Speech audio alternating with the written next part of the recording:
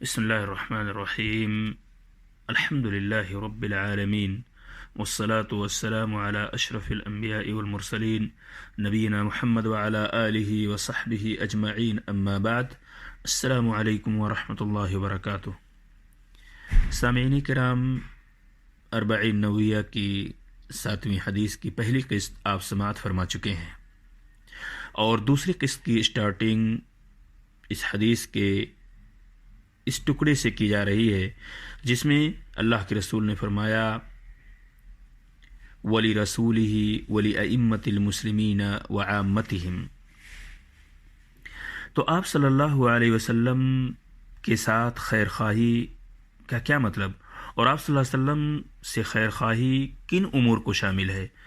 تو سامعین کرام، آپ صلی اللہ علیہ وسلم پر ایمان رکھنا کہ آپ اللہ کے بھیجے ہوئے سچے رسول ہیں، خاتم النبیین ہیں، صدق و امانت کے پیکر ہیں، اور آپ صلی اللہ علیہ وسلم کے حکموں کی تعمیل، آپ کی خبروں کی تصدیق، آپ کی ممنوعات سے اجتناب، جن چیزوں سے آپ صلی اللہ علیہ وسلم نے منع کیا ہے اس سے دوری اختیار کرنا، اور آپ کی شریعت کے مطابق ہی اللہ کی عبادت کرنا۔ اور تیسری چیز یہ اللہ کے رسول صلی اللہ علیہ وسلم کی خیر خواہی کا مطلب یہ بھی ہے کہ آپ صلی اللہ علیہ وسلم کی محبت کو اپنی جان و مال اور اہل و عیال کی محبت سے مقدم رکھنا، جیسا کہ اللہ کے رسول نے فرمایا لا یؤمن احدکم حتی اکون احب الیہ من والدہ وولدہ والناس اجمعین۔ دنیا کی تمام چیزوں سے اللہ کے رسول صلی اللہ علیہ وسلم کی محبت کو مقدم رکھنا، لیکن محبت کا یہ مفہوم قطعاً نہیں ہے کہ آپ کے بارے میں غلو سے کام لیا جائے۔ آپ صلی اللہ علیہ وسلم کا اور آپ کی سنتوں کا اور آپ کے دین کا دفاع کرنا، اور آپ کو گالی دینے والا اور آپ کو عیب لگانے والا کافر گردانا جائے گا۔ آپ صلی اللہ علیہ وسلم کے دین کو برا بھلا کہنے والا کافر ہے۔ آپ صلی اللہ علیہ وسلم کا دین مکمل ہو چکا ہے، اور آپ صلی اللہ علیہ وسلم کی سنت کافی ہے، کسی اور کی طریقے کو اپنانا اور اس پہ چلنا قطعی درست نہیں ہے۔ سامعین کرام، آپ صلی اللہ علیہ وسلم کے ساتھ خیر خواہی کا یہ بھی مطلب ہے کہ آپ صلی اللہ علیہ وسلم کی حدیثوں اور سنتوں کو عام کیا جائے، دوسروں تک پہنچایا جائے۔ نبی کریم صلی اللہ علیہ وسلم کے آل و اصحاب کی محبت اور تعظیم و توقیر کرنا بہت ضروری ہے۔ مسلمانوں کے حاکموں کی خیر خواہی کا کیا مطلب؟ اللہ کے رسول صلی اللہ علیہ وسلم کی کے ساتھ خیر خواہی کے بارے میں آپ نے مختصراً سماعت فرما لیا، لیکن اس حدیث کے اندر اللہ کے رسول نے یہ بھی فرمایا ولی ائمۃ المسلمین وعامتہم، یعنی مسلمانوں کے حاکموں کے ساتھ بھی خیر خواہی ہونی چاہیے۔ اس میں کیا چیزیں شامل ہیں اور کون سی باتیں اس میں داخل ہیں؟ تو سامعین کرام، چیز مسلمانوں کے حاکموں کو ان سے حق بیان کر کے ان کو نصیحت کرنا یہ ضروری شے ہے، اگر ممکن ہو معروف اور نیک کاموں میں ان کی اطاعت کرنا، ان کی عیب پوشی کرنا اور ان کی مدد کرنا، ان کا دفاع کرنا، ان کے لیے دعا کرنا، اچھے طریقے سے انہیں ظلم و زیادتی سے محفوظ رکھنا، حکمت کے ساتھ انہیں خیر خواہی اور اچھے کاموں کی طرف بلانا۔ سامعین کرام، لوگوں کے سامنے ان کی عیب جوئی بھی نہیں کرنی چاہیے۔ ان حکمرانوں کی عیب پوشی کرنا اور ان کے گناہوں کو بیان کرنے سے بچنا یہ بہت اہم چیز ہے، کیونکہ اس میں فتنہ ہے اور ان کی اطاعت سے نکلنے کا ذریعہ ہے۔ نیز ان کی مذمت، غیبت میں لوگوں کے پڑنے کا اندیشہ ہے۔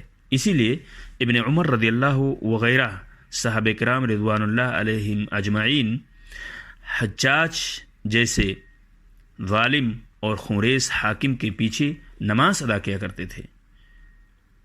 منبر پر عوام کے سامنے یا تقریروں میں یا دیگر علمی مجلسوں یا تفریحی محفلوں میں مسلمان حاکموں کے عیوب کو تذکرہ دینی کمی اور عقلی حماقت کا نتیجہ سمجھا جائے گا۔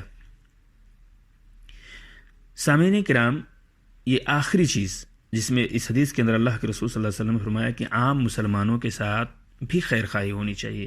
جہاں مسلمانوں کے حکمرانوں کے ساتھ خیر خواہی، وہیں عام مسلمان ولی ائمۃ المسلمین وعامتہم۔ تو عام مسلمانوں کی خیر خواہی کا کیا مطلب؟ عام مسلمانوں کی خیر خواہی کا مطلب یہ ہے کہ آدمی اپنے مومن بھائی کے لیے وہی پسند کرے جو خود اپنے لیے پسند کرے۔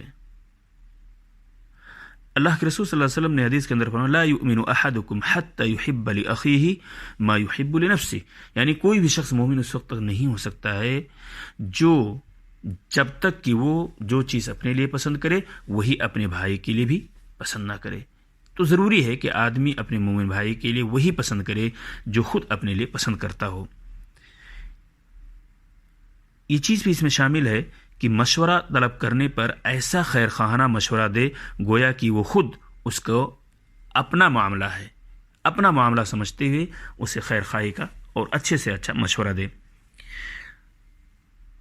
عام لوگوں سے کی خیر خواہی کا مطلب یہ بھی ہے کہ ملاقات ہو تو ایک دوسرے کو سلام کریں اور سلام کا جواب دیں، چھینکے اور الحمدللہ کہے تو جواب میں یرحمکم اللہ کہے، دعوت دے تو اسے قبول کرے، مریض ہونے پر مریض کی عیادت کی جائے، وفات ہونے پر جنازے میں شرکت کی جائے۔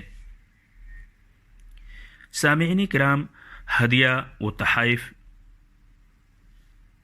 لیا دیا کریں، ایک دوسرے کے ساتھ ہدیہ اور تحائف سے پیش آنا یہ محبت کا ایک بہترین ذریعہ ہے۔ اللہ کے رسول صلی اللہ علیہ وسلم نے فرمایا تحادو تحابو، ایک دوسرے کو ہدیہ و تحفہ دیا کرو، یہ محبت پیدا کرنے کا ایک بہترین ذریعہ ہے، آپس میں محبت کرنے لگو گے۔